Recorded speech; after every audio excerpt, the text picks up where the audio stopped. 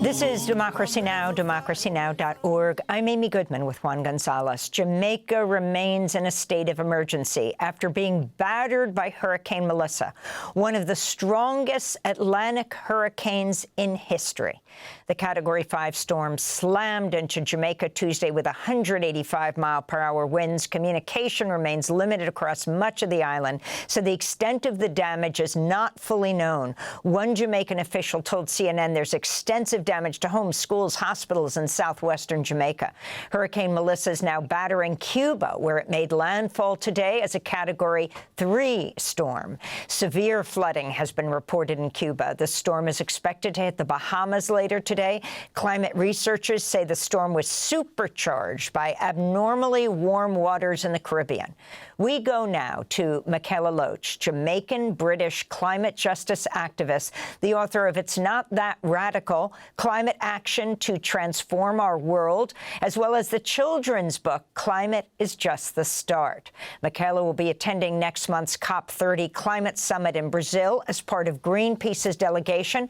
Democracy Now! Will be there as well, so Mikaela, will see you there. But let's talk about this latest. One of the strongest hurricanes, most devastating hurricanes in history has just hit Jamaica. Can you talk about what you understand with family still there? We're speaking to you in Brighton, England, but you're from Jamaica, and how this links to climate change.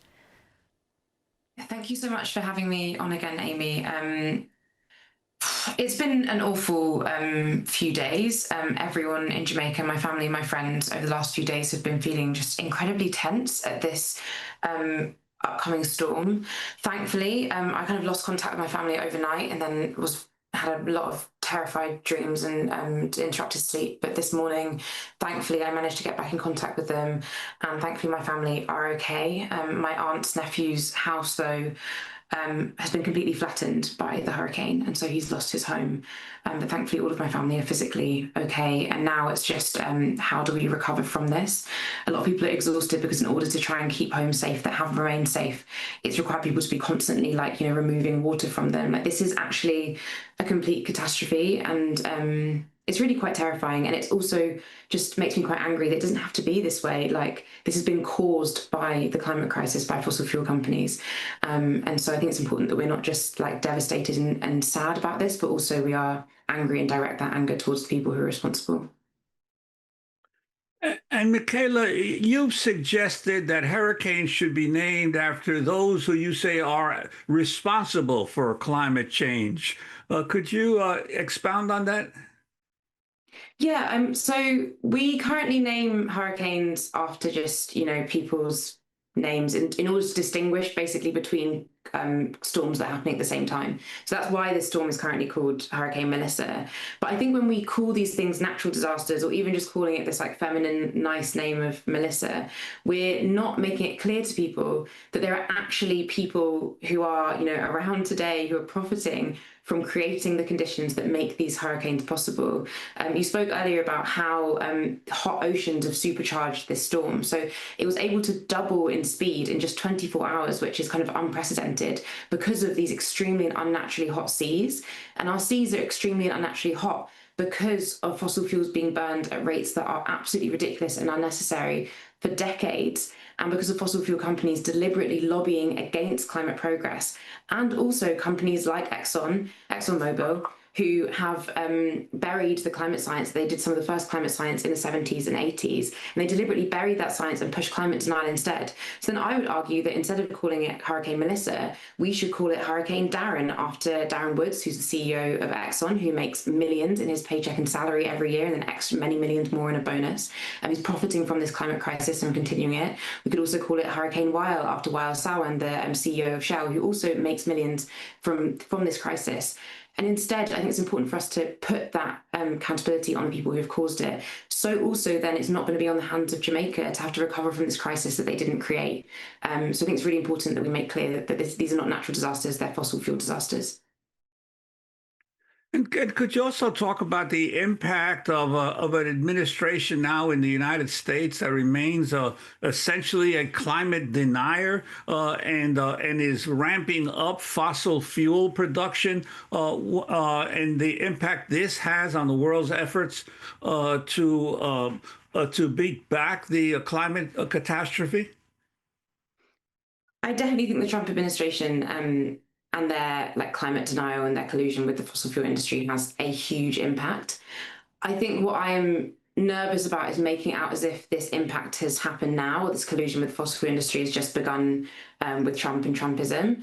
I mean, even before Trump, international climate negotiations were being disrupted and delayed by the US under Democrat governments as well. So whilst it is significant, the extent to which I think Trump is changing what we see as acceptable or normal around climate action, I think it's also important for us to recognise that before Trump, these were still issues. I mean, Biden was still pushing through many fossil fuel projects, and so instead of wanting to kind of revert back to what we see as maybe better, we need to actually push for something that's transformed and is different, and it actually is what we need in the face of this crisis. So we need things like a fossil fuel non-proliferation treaty to be signed by every country and government in the world, and we need a conflict of interest policy to be put into international climate negotiation spaces and all climate spaces and into governments, so that fossil fuel interests are not able to impact governments in the way that they are. Finally, Mikaela, on Tuesday, Microsoft co-founder Bill Gates released a lengthy memo downplaying the impacts of climate change. It read in part, although climate change will have serious consequences, particularly for people in the poorest countries, it will not lead to humanity's demise. People will be able to live and thrive in most places on Earth for the foreseeable future. Gates had previously spent billions of his own money to raise the alarm about the dangers of climate change. He said you should focus on issues like hunger and others. Your response? Well, last time I was on Democracy Now! It was actually after I'd just spoken at Bill Gates' event when he invited me to speak at his event in New York. And I, instead of saying the things they probably expected me to say, I delivered a speech on why billionaires should not exist and the problem with billionaire philanthrocapitalism, this philanthropy that exerts control on what future is possible. It doesn't surprise me that Bill Gates has changed his tune on climate, because I don't believe that he ever fundamentally cared about creating a better and transformed world for all of us. And that world is actually possible with real climate justice. But real climate justice would require us to tackle the billionaire class and to tackle extreme wealth. And he doesn't obviously want that. And now, especially because of the rise of AI and Microsoft being so reliant on that and pushing that, and this requires a huge amount of fossil fuels and a huge amount of water and resources. It's not just with Bill Gates as the only billionaire that's moved in this way, but in a wider way, big tech were trying to pretend to us that they cared about the climate and all their green pledges, and they've started moving away from that. Now they've realized that they need fossil fuels to push these AI data centers that we don't need, and they need to, have all these access to water and resources. And so they're changing the narrative now to benefit them. And I think it's really important that we always ask ourselves when someone is saying something, why are they saying that? Who benefits from that narrative, and how can we actually tackle that and create the world that we all deserve, which is very, very possible with climate justice. Mikaela Loach, we thank you so much for being with us. Jamaican British climate justice activist headed to Brazil, to Belém, where the UN Climate Summit will take place. Democracy Now! Will be there as well. We look forward to seeing you. Thanks for watching Democracy Now! On YouTube. Subscribe to the channel and turn on notifications to make sure you never miss a video. And for more of our audience-supported journalism, go to democracynow.org, where you can download our news app, sign up for our newsletter, subscribe to the daily podcast, and so much more.